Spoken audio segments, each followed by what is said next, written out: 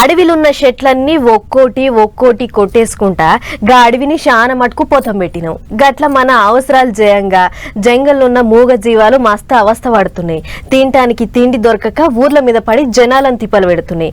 నెరిగ్గా పార్వతీపురం మన్యం జిల్లాలనైతే ఏనుగులు అస్సలు నెగలనిస్తలేవు.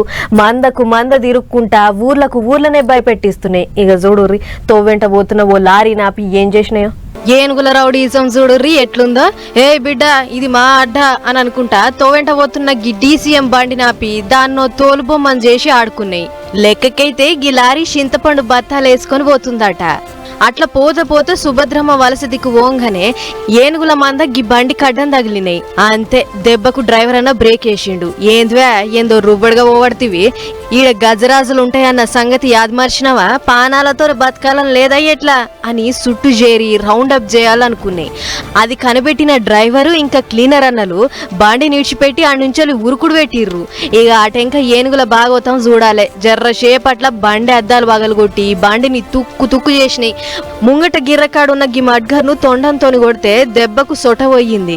ఇంకా నయం బండి ఎత్తుండి సరిపోయింది గాని లేకుంటే లోపల ఉన్న చింతపండు బత్తాలను తొండంతోని కిందేసి షిల్లం కల్లం చేసేటి.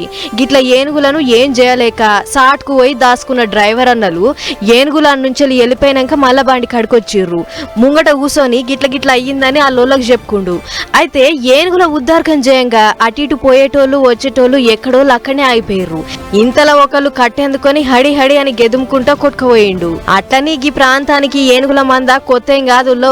ఇప్పటికే ఎన్నో మాటల ఊర్ల మీద పడ్డాయి. బండ్లను తొక్కి ఖరాబ్ చేసినాయి. కోతకొచ్చి చేతికొస్తున్న పంటనైతే నాశనం 4 సార్లు చేసినాయి. మరి ఈ ఏనుగుల కోసం బాప్తరో ఏమో గాని అటు దిక్కు ప్రయాణం చేయాలంటే కూడా మస్తు బుగులైతుంది.